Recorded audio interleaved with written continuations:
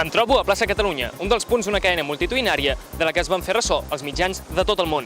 Des de B5 Televisió vam voler saber quina era la valoració per part dels organitzadors, quina ha estat la resposta del govern i quins són els passos que venen a partir d'ara, com per exemple conèixer la campanya Signa un vot per la independència.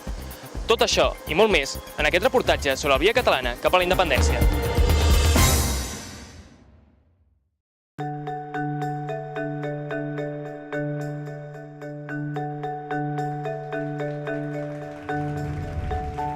La mobilització més gran de la nostra història. Un clam davant del món.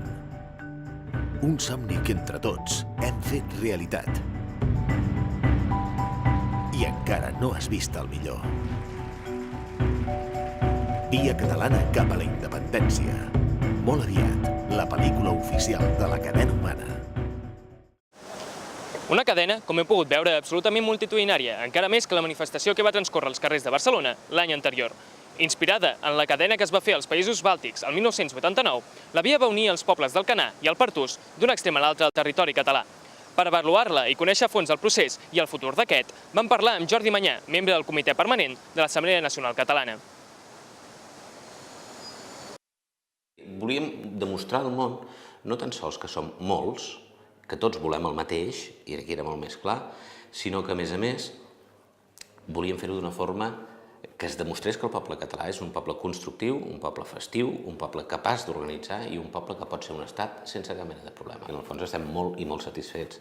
A més, el món, si la manifestació de l'any passat va ser referent a molts dels telenotícies d'arreu del món, la via catalana ho ha estat infinitament més. Hem ocupat molts minuts de l'estranger i és una de les coses que ens interessen, la internacionalització del, no anava a dir conflicte, però no és del conflicte, de l'afer català. De moment ara tenim una nova campanya d'internacionalització, és a dir, treballarem, no serà tan vistós de moment, no treballarem amb coses molt fogoses, però sí amb anar a parlar o anem a donar argumentari molt individualitzat a cada un dels països del món i el nostre producte estrella, si m'ho permets, en termes mercantilistes, el nostre producte estrella ara mateix és el Signa un vot.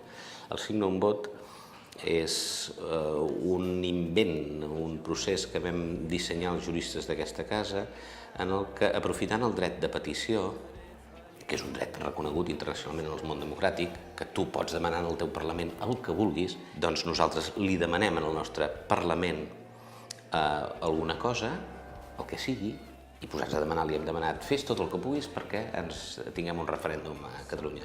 Però després ve el salt qualitatiu i li diem, però si per les raons que sigui el govern espanyol no ens deixa, el govern espanyol ens ho retrassa, el govern espanyol no reconeix els resultats en cas de que s'hagin fet, serveixi aquesta instància com a un vot anticipat.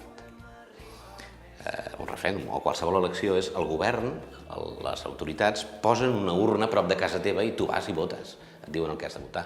Però si els catalans, el dia que volem votar, anem i no trobem la urna, no la trobem perquè no ens l'han deixat de posar, doncs anem amb el nostre vot i els hi portem. Aquesta és la idea, és un projecte jurídicament intachable, no ens poden dir res i d'alguna manera pot servir per aconseguir, donar un coixí perfectament legítim per si cal fer una declaració unilateral d'independència. És a dir, el poble ja s'hi haurà pronunciat. I al final hi hagi referèndum, hi hagi consulta, hi hagi declaració unilateral, hi hagi eleccions plebiscitàries, nosaltres no serem estat si algú altre no ens reconeix que sigui estat. Per tant, hem de treballar aquest aspecte. A la Unió Europea? No ho sé. A la Unió Europea i jo estic convençut, i ara parlo fins i tot com a professional del dret, que també hi serem. Si no som de la Unió Europea, ja seríem de Schengen, seríem del que sigui, és igual, no cal perfilar-ho. Això ja el rol els hi correspondran als governants de la Catalunya, de la República Catalana. El fet que nosaltres hàgim fet també una via catalana no era premeditat, sincerament, això t'ho he de dir, però sí que ja també buscàvem, en part, la simpatia del que serà el president de la Unió Europea aquest proper període i, en el fons, buscar complicitats i sinergies amb altres països, per molt petits que siguin, però que en un moment concret poden ser importants, i aquest semestre ho serà. En una situació de crisi hi ha menys diners i, per tant, alliberar-se d'aquest jou o d'aquesta situació de relació ambivalent o bilateral incòmode perquè ens empobreix és legítim. L'Assemblea com a tal es mostra allunyada i propera alhora a qualsevol partit que pugui portar en el seu programa alguna fita, com és la independència, o les prèvies que calgui, perquè abans hi ha el dret a decidir també. Vam tenir l'ocasió de parlar amb el president Mas, afortunadament, i dic afortunadament perquè el vam veure sincer. És a dir, sabem que pertany a un partit que no ha estat precisament d'una tradició molt independentista, però jo, sincerament, ho dic, també crec que en aquests moments ha fet el canvi. I sobretot també perquè el president Mas, en aquests moments, aquestes coses no s'improvitzen.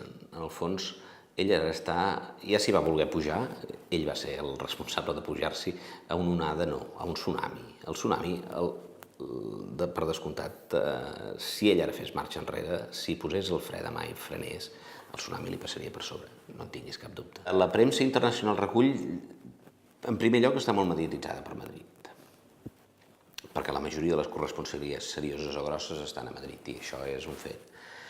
I la lectura que es fa a Madrid, penso jo que és errònia i molt esbiaixada, precisament perquè no tenen present el que és la cultura catalana. I molt sovint, fixa't-hi, des de la premsa de Madrid parla de la manifestació de Mas, la no sé què, no sé què, de Mas, o de Convergència, o del que sigui, atribuint-ho com si la iniciativa fos realment política, i no, la iniciativa en aquests moments és social. Volem que sàpiguen que faci el que faci el govern, la societat civil va per una altra banda, i que en el fons l'únic que estem demanant és pura i únicament un exercici de democràcia. Una cadena humana aquí a Catalunya que va rebre el suport dels ciutadans catalans que viuen a l'estranger, que els caps de setmana anteriors i el propi dia de la Diada van dur a terme més de 110 cadenes a les principals ciutats del món, com per exemple París, Nova York i Londres. Precisament aquesta última va ser la més important, i per explicar-nos com va transcórrer hi tenim a Héctor Soler.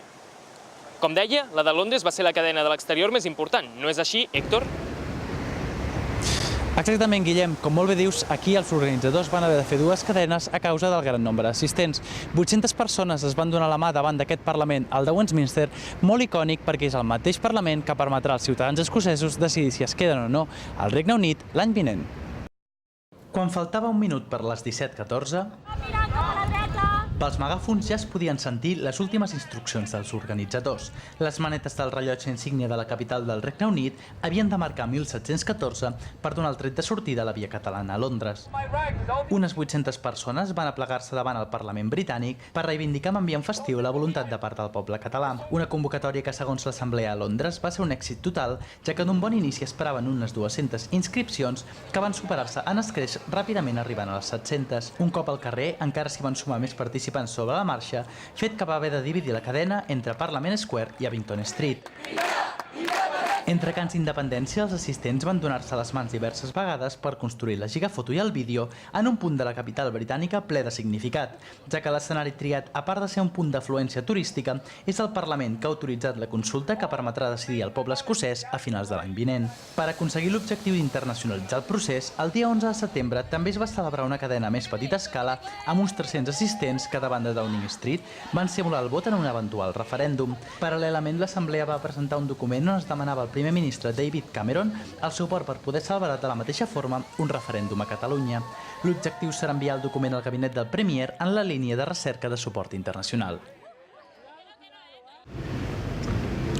Tal com explicàvem, el motiu principal de la via catalana és internacionalitzar el procés i fer arribar el missatge català arreu del món. Ara bé, la pregunta és si el món ha escoltat aquest missatge. Si fem un breu recorregut per les reaccions posteriors, veurem com la BBC recull un seguit de reportatges signats per Tom Burridge, el corresponsal de la Pública Britànica a Madrid, on titula Catalans mark Independence Day with huge human chain. A part, també recull una breu declaració del president Mas on se li pregunta quin és el següent pas si el govern espanyol no accedeix a celebrar una consulta.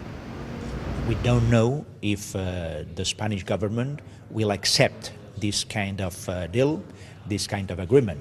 If they don't, then I have another tool in my hands, and the tool is elections in our country.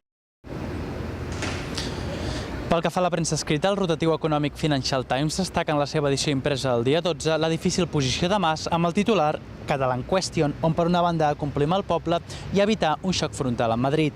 El conservador Telegraph mostra en la seva edició digital una xifra molt menor d'assistents a la via catalana, 400.000 en concret, en un article signat des de Madrid per Fiona Govan.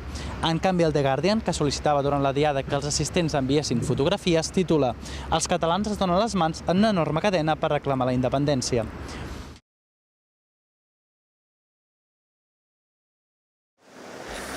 Com a nota editorial, cal valorar l'èxit de la convocatòria deixant majories silencioses de banda. Va ser una manifestació democràtica de la voluntat de centenars de milers de persones que volen poder decidir lliurement sobre la independència del seu país. El debat polític està molt viu, amb veus d'una i altra banda que traspassen en els seus discursos la més pura demagògia. Però no hem d'oblidar, i per tant no hem de permetre que ho intentin, que aquest procés és un procés popular que no persegueix altra cosa que la llibertat i en el qual fa molts anys que molta gent hi treballa i el defensa. Els passos a seguir no són gens clars, sobretot mentre es negui diàleg, però és difícil de concebre que a la llarga aquest procés pugui trobar impediment ni en les lleis ni en la diplomàcia internacional. Guillem López, B5 Televisió.